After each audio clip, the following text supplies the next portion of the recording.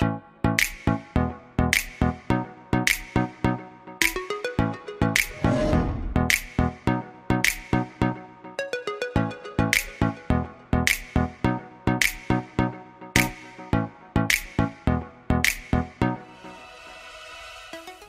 how we travel fam. Hey, check this out. We got our glasses on, so you know it's about to be an intellectual conversation. You're gonna learn something right now. That's what happens when we put these on. Actually, I'm just blind. No, that's a look. No. No. Teaching. No. Nerd. No. Yeah, there we go. All right. So today, what we're gonna do is we're gonna take you through port adventures. We're gonna do a deep dive. Well, actually not really that deep, because when we go on the actual adventures, then we'll go deep. What we wanted to do today is just give you this general overview so that you can see how we choose what to do when we travel. Because we get asked a lot of questions. So that's what started all this. We get asked a lot of questions.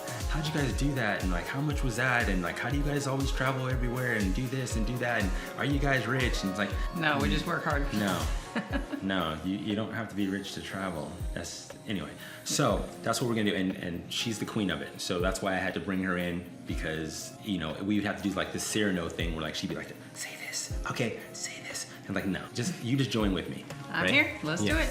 So from the top with this Disney cruise, it's a 9-night Mediterranean cruise, and it's out of Barcelona. So we start in Barcelona, and then from Barcelona we go to Messina, Sicily. And then from there we go to Santorini, Greece. And then it was Turkey, but now it's been changed to Mykonos. And then from there we go to Athens. And then from Athens we go to Naples. Yep. And then from Naples we end in Rome, correct? Yeah. That's the trip. Yeah, it's a one-way cruise. Most cruises are return, but this is a one-way, which actually makes it a little better for us. So the port adventures through the cruise are going to be Messina, the Santorini, Mykonos, Athens, Naples, and that's it. But because we begin in Barcelona, and it's Barcelona, we want to make an adventure there as well. So we're gonna go in a bit early. And then Rome, being Rome, the kids haven't been. We went in 2019, but the kids haven't been. So we're gonna make Rome an adventure as well. So we have 2 extra adventures that we're going to be putting on this vacation. And so we want to take you through all of that, yeah. Okay? So, what do we do first? Well, book the cruise. Yes. Okay, so the cruise is booked. Yeah.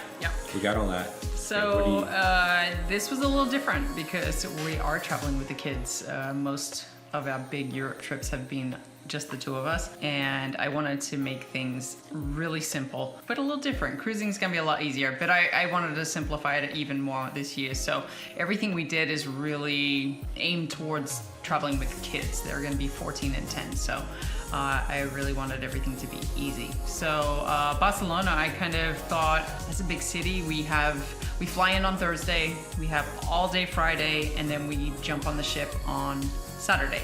So we really only have 1 day to see all of Barcelona. And if anybody's been there, which we did last year, it's a big city and you need days. So I thought, how do we get our biggest bang for our buck with 1 day? I kind of searched golf cart tours in Rome. So not only are they gonna not whine because they're walking too far, but they're gonna drive us around. It's a 4-hour tour. It starts at 10 a.m., it's done at 2, and they will take us to all the major sites in Barcelona. So boom, done.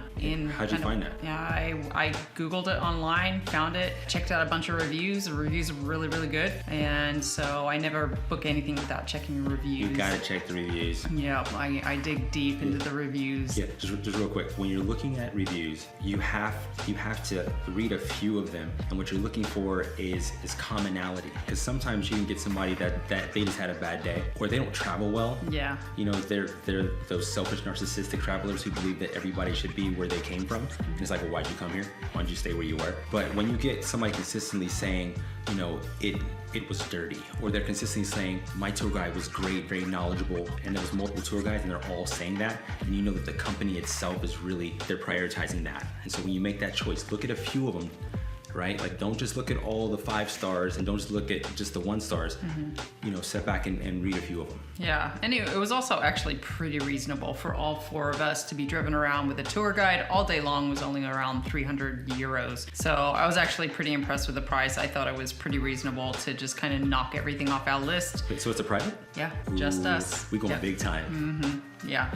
I actually decided for the majority of this trip, most of it is private. So Europe's a little different. And actually, some of these countries are incredibly reasonable for private tours. So we're going to take advantage of it. Okay, so that's Barcelona. That's before. That has nothing to do with Disney. With the Disney port adventures, where did you start with that? Disney does a really good job at putting their port adventures on their website. So if you click and check and look at all their port adventures, you can filter per the city that you're going or the port, and then you can actually review them all. So usually I start there because sometimes I've never heard of these places and I really don't know what's there and what's good to see. So I went through and I checked them out and I was like, okay, well, these kind of look interesting and something I want to do. And then I checked the prices. Hold on real quick. Just, I'm going to do that for you guys. While she's talking, I'll be putting up, you'll see it, it's gonna come right now. Okay, go.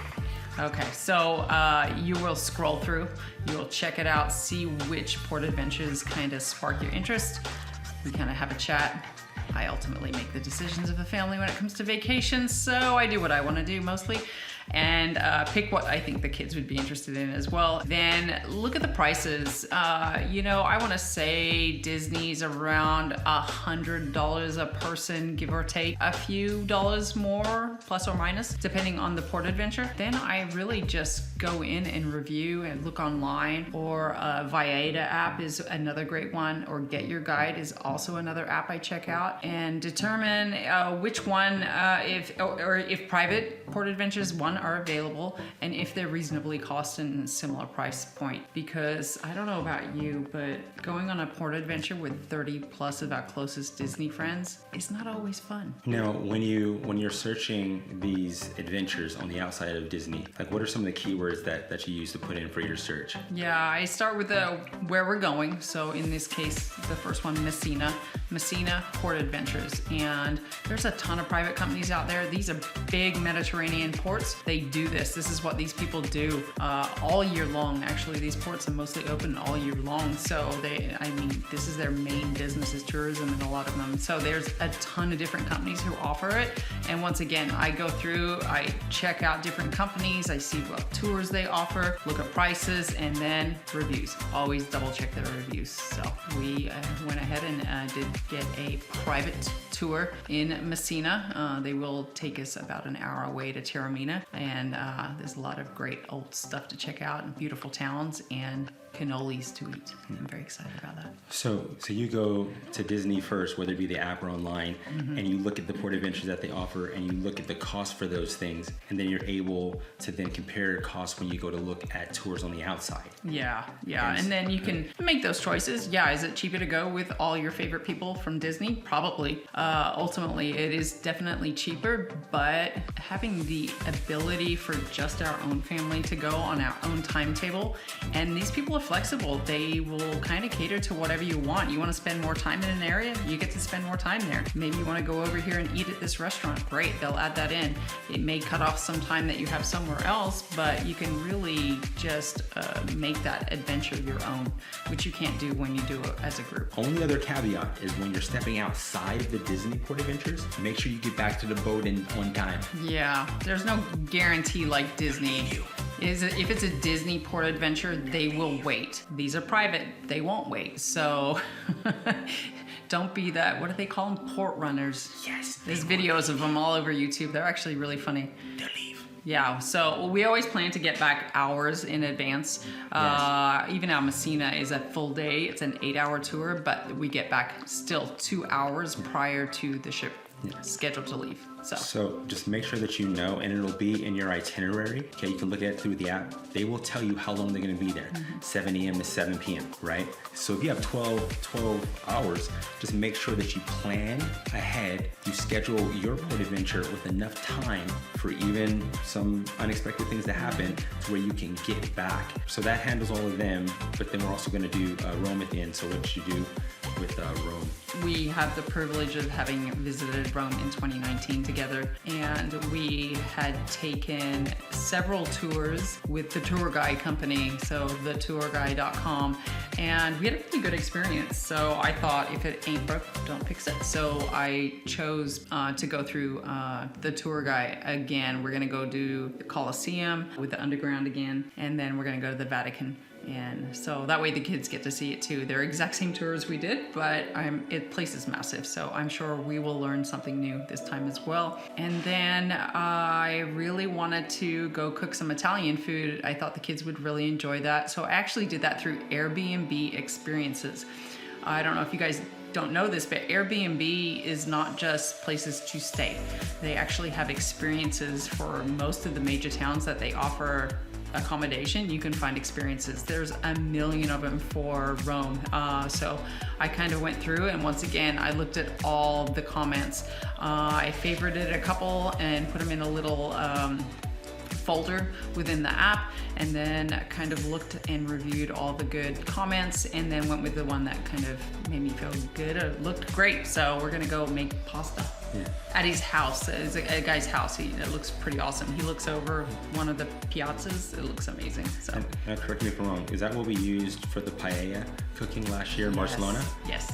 Okay, cool. That was fun. You go to How We Travel on YouTube, and you'll see our paella cooking class. It's a two-parter. We did that through Airbnb experiences, and that was also semi-private. I think it was like 12 of us. That was so fun. And we went to La Boqueria. We shopped, and she told us about all the ingredients, and we walked back to her kitchen. We cooked the paella together. Her recipe. It was a really good experience. It was really, really good. I would actually do it again. Don't forget you made sangria. Well, you made sangria. You made it. I drank it. Yeah, I added the liqueur. Yeah, there's a lot of opportunities to pick different companies. You know, these places are huge tourist spots, so there's a lot of opportunities out there to look around. We did go kind of big. There is a more elite or tour company within Naples and Amalfi Coast called Joe Banana. They're pricey, but they offer a lot. We are gonna take a full 8-hour tour with them.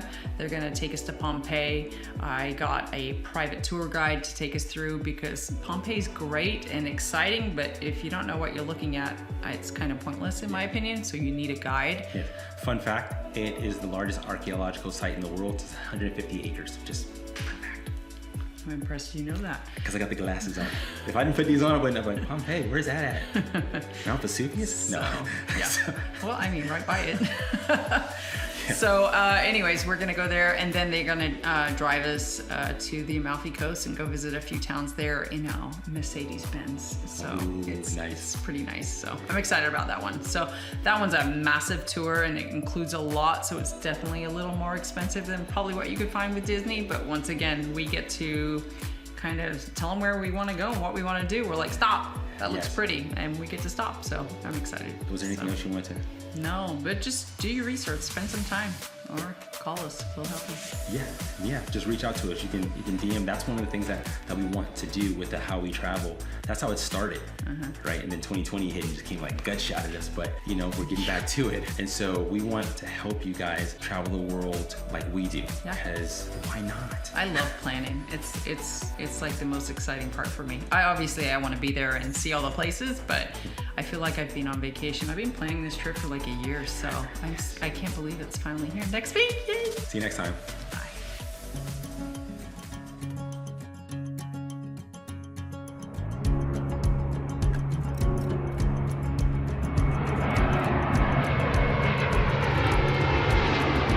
Where to next? What'd you say? He asked where to next, Peppa. I don't know. Where do you want to go?